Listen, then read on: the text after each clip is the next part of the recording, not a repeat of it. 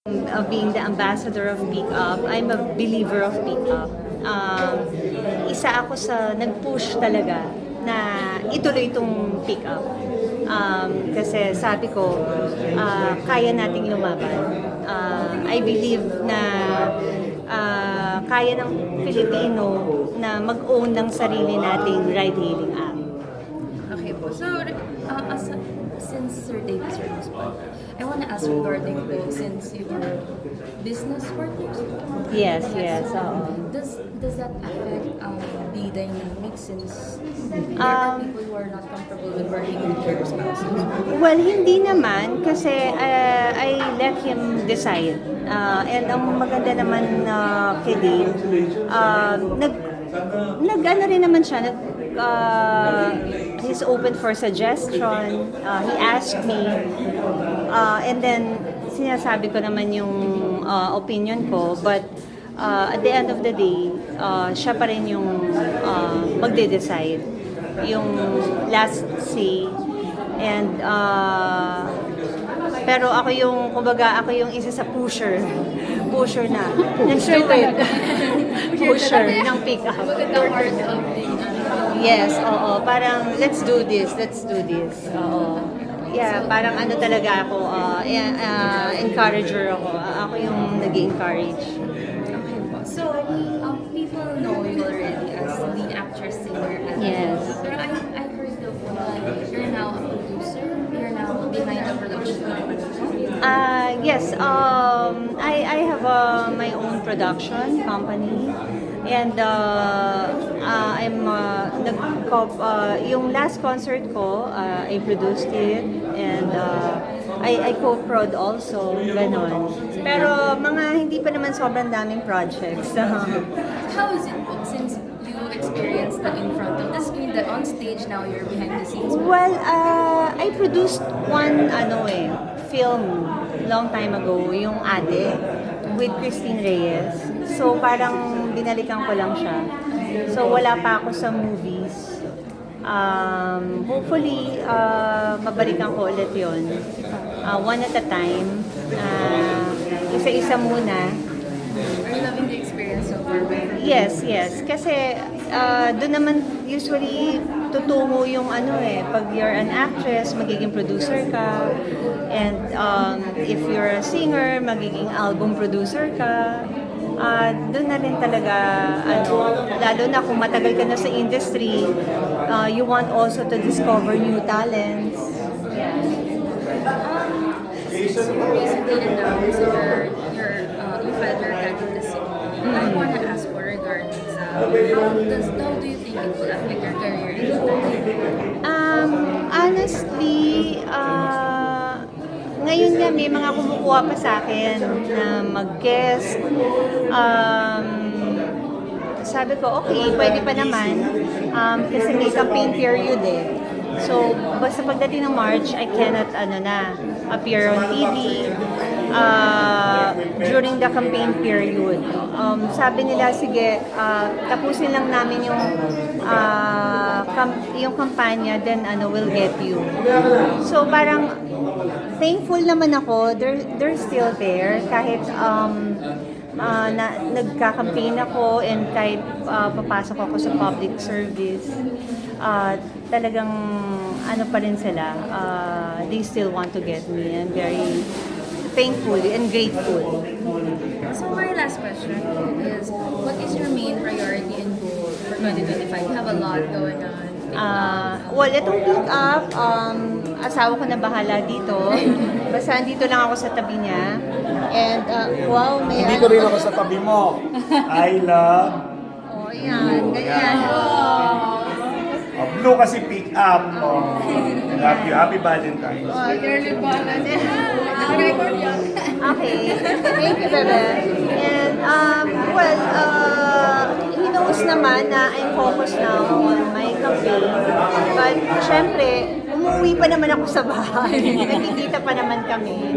And, yun nga lang, minsan natutulog na lang kami, konting usap, tapos maaga kami gigising. But, matatapos din naman yung campaign, and we're hoping na ma-achieve namin yung gusto namin ma-achieve para mas marami pa kami matulungan. I think ito na yung purpose ko sa life or yung calling ko. Ano naman time management lang naman. Basta may time para sa pamilya, may time para sa constituents, may time para sa business. Yes, minsan kulang ang 7 days, pero if you love what you're doing, you can manage it properly. It's very nice to hear. Thank you so Thank much you. po. O so yan na nga, binigyan ka na. Anong plano sa Valentine's Day? Naku, alam mo, hindi pa namin napapag-usapan. Busy sa pick-up. Oo, busy sa pick-up. And then, meron din kasi akong, mamimigay ako ng bulaklak sa February 14 sa Pasig. So, iyon. So, maybe sa gabi. Oo, kung saan kami mapadpad dahil maraming reservation yan, for sure. O baka surprise from ano? Hindi ko alam sa kanya. Mahilig yan mag-surprise eh. Mahilig na surprise. Oo, mahilig mag-surprise yan sa akin eh. Ako kasi hindi ako maka-surprise. Kasi mas matanong siya sa akin kung nasan Bawat galaw ako. mo, tinatanong ka. Ako, hindi ako masyado matanong. Kaya nasusurprise ako. Ano mga- Kaya madali ako i-surprise. Ako, hindi ko siya madaling i-surprise kasi mabubuko niya ako agad. Tsaka hindi ko kayang yung sabihin ko, andito ako. Lumalaki butas ang ilong ko. Pinocchio. Ngayon, nandiyan ka ba? Alam mo yung parang nauutal ako. Halata na. Oo, na. halata Kaya. na. Oo. Eh, anong pick-up lines mo kay Dave ngayong Valentine's Day? Kay Dave, na pick-up lines. Siya ang maraming pick-up lines sa akin. Anong pick-up line niya sa'yo ngayong Valentine's Bebe! Bebe! Ano ba ang mga pick-up line mo sa akin? Marami kang pick-up line sa akin. Oo, oh, maraming pick-up lines. So sa Valentine's, kailangan may pick-up lines kayo. Oo, Day? Pick-up line na yung Ara. Ha? Hindi, wala kasing script. Marami naman. Pero yung laging entry. Sample. Ano ba yung pick-up lines ko? Marami. Kalimutan ko na. Ano ba tanong? Hindi, Anong pick-up pick-up line. line mo sa kanya ngayong Valentine's Day? Ngayong Valentine's. Ngayon? Kasi kanina tinanong ako, sabi ko muna secret eh, di ba? Oo, so, Pick-up lines, kunwari, ano ka ba? Kasi... Magnanakaw ka ba? Bakit? Kasi kinuha mo. puso ako mo yung puso ko. Gano'n. Okay. Siya lang ang bebe ko. Pero dapat meron din. Oo, mamaya iisipin pa niya. Oo, pero dapat meron. Lumalabas lang yan eh. Lumalabas siya pagka ano na. Oo. Lalabas yan. Kayong dalawa na lang. Sa Valentine's Day. Eh, paano kayo, nagsa-celebrate ng Valentine's? Like this Valentine's Day, ano mga plans niyo? Hindi ko sinasabi plano ko sa kanya eh. So, sinusurprise mo na lang Oo. siya? Ano yung Kunyari pinakabongga? magagalit sa akin, ayaw niya surprise, pero kunyari lang yung haba ng hair. Ganun. Pero ano yung pinakabonggang Valentine's Day celebration? So far so far. In all our Valentine's, laging intimate yung aming either most of the time dinner na hindi naman kailangan magara lagi. Ang kailangan lang you put your focus and attention to each other. Di ba? Yun ang importante. Then I think the most important is yung putting value to the time na ini-spend. It's not the amount, it's not where, it's not should not be luxurious at all. Should be masaya kayo, kung whether that be simple or anything na makapagpasaya-saya. Sometimes yun lang naman importante. Sino mas romantic sa inyong dalawa? Dapat may Q&A eh. Alam mo yung gano'n? Sino mas romantic? Sino mas sweet? Siya rin. Ano yung pinaka-romantic thing na ginawa niya sa'yo? Maraming romantic na ginagawa sa akin yan eh. Laging may pa-flowers. Kahit ordinary day. Yung nag-propose ako sa'yo. Oh, of course. Oo, surprise kasama mo. na yun. Hindi ko lang Pero natalo sa for that. parang nililigawan ka pa rin niya everyday. Yan importante. So everyday. Pasalubong. Nagpapakipot pa rin yan everyday. Totoo yun. Sabi ko, minsan sabihin ko, pwede ko ba ako i-date? Date mo naman ako. Sasabihin ko gano'n. Siya nag-aas ng dating, hindi ako. Nag-aas. Ano yung mga kilig moments ninyo? Kilig? Ano yung kilig moments? Maraming kilig moments eh. Alam mo, pag magkasama kami, lagi ko ipapasok yung sa amin. More than anything na discussion namin. So, parang ano lang. Ayan, Particular ba? kinikilig siya, may pimple nga siya. Dalawa pa. Siya sa akin. May selosan ba kayo?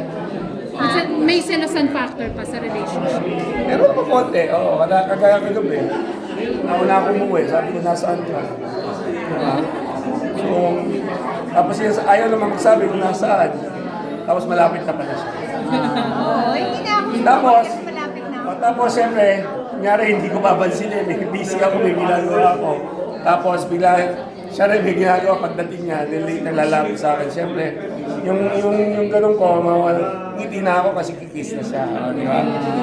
After ng date sa Valentine's Day, may plano ba na gawin na si baby or whatever? Gawin na sabihin. Narinig ko na yung plano niya, kailangan gawin na lang. Gawin na okay. lang para mangyari na. Hindi na pinaplano yun. Nangyari na lang. Narinig ko yan ha, mangyari. So pwede kang mabuntis this year? Pwede. Ha? So mabilis na Pwede oh. talaga? Hindi naman. Eh, paano yun? Paano yung nagpapapayat ka every time makikita ka namin, palit ng palit ang bewang mo?